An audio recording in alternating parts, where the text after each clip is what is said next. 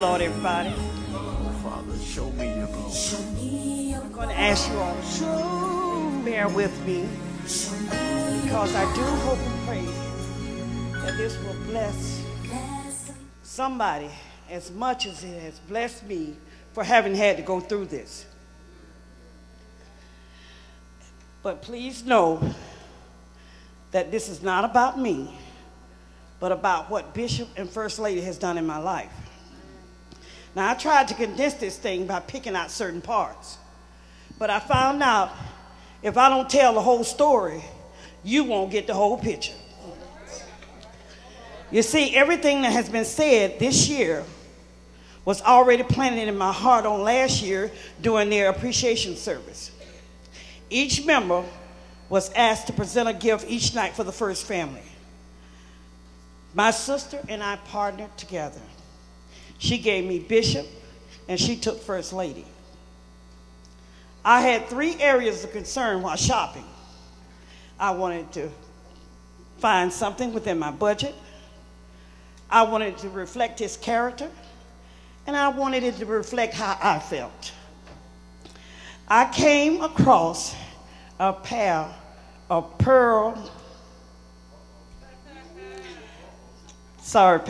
generic pearl cufflinks.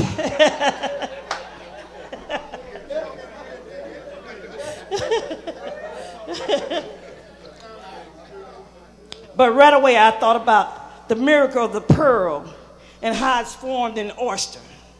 And I tried to tell him that they represented the miracle of him being conceived and formed in your womb for the purpose of coming to Clearwater to save me.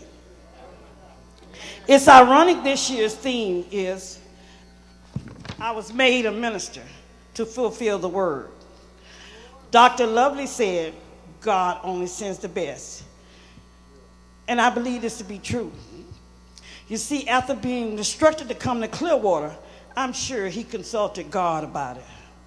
And I'm equally assured that God told him, yes, go. Because there's a lady that lives right across the street from the church, and she's going to hear you preach, and she's going to come in. But she has lots of issues, and she doesn't even know it. She curses people out. She thinks she has the right to hurt others because she's been hurt. And she even has issues with trusting men. So much so that she has associated me as one, and she doesn't even know how to trust me. So you see, I have to take her through some things to bring it out. And it is your job, Bishop, to teach her, to lead her, and to guide her. Otherwise, she will not survive this. Now, in looking back, I know more than ever that what I felt about him is true. But I never would have guessed how prophetic my words would become until about 2 months after the anniversary. The day after Christmas, I got a call informing me that my son at age 39 was dead from a heart attack. As with any parent, I lost it. It seems my feet took wings and I started to run. My neighbors heard the commotion and called for my pastor and First Lady. By the time they got me back home, in walked these 2 angels. I remember telling her that I was hurt, and she immediately put her arms around me and started praying. I felt a peace come over me that I will never be able to explain, but I was still in the flesh.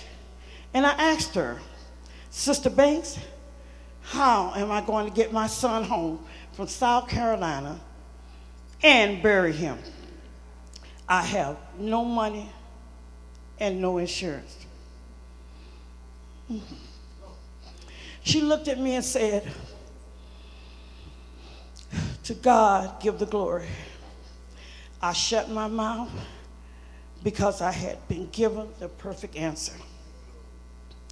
The next day they came over, not only with words of comfort, but with food. They even planted the first seed.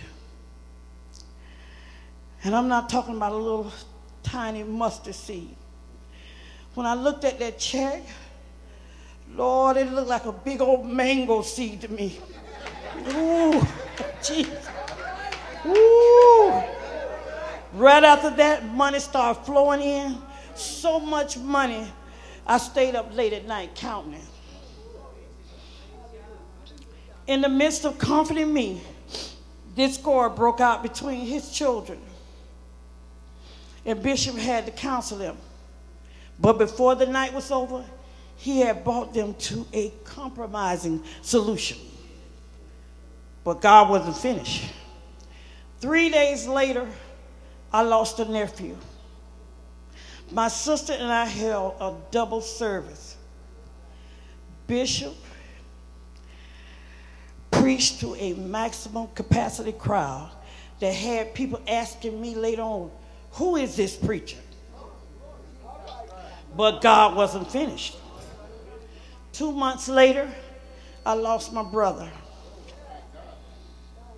And these people never left my side, continuing to serve in whatever capacity was needed, but God wasn't finished.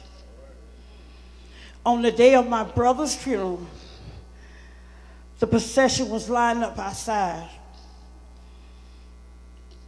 But my other son was so ill, I had to convince my family to go on without me. And I called 911. For the next 6 to 8 weeks, he remained in critical condition. By now, I'm beat and I am scared to death.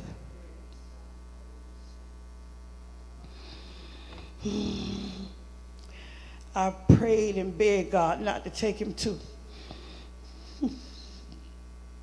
Then the doctors informed me that he was not responding fully to the aggressive treatment and that I should consider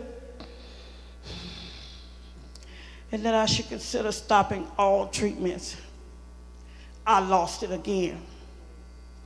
And I called First Lady. Within minutes, these two people walked in, cool and clean as chitlins.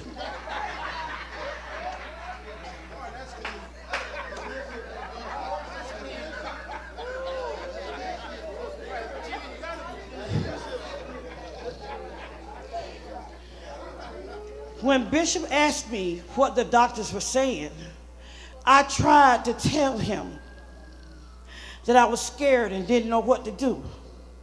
In a calm voice, he said, "That's easy, Hattie. Give it to God and trust him." With those few words, I handed it over to God.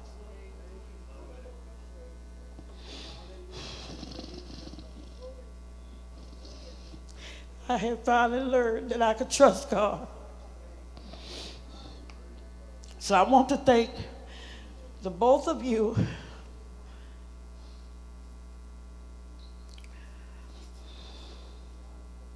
for speaking the word in my life and for teaching us the truth, for your kindness, your generosity, and your commitment to us, to all of us, and to tell you how very proud I am of you.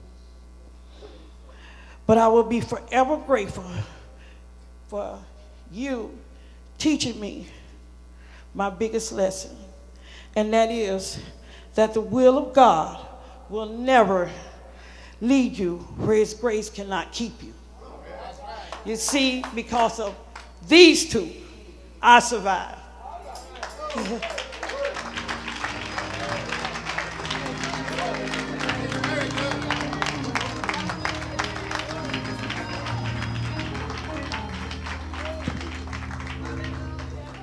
Amen, amen. It's good to know the Lord, amen. Good to have somebody stand in the gap to make up the hedge, amen. That's why God sent a man of God, amen, to be able to comfort in the time of need, amen. He said, I'm a very present help in the time of need, amen.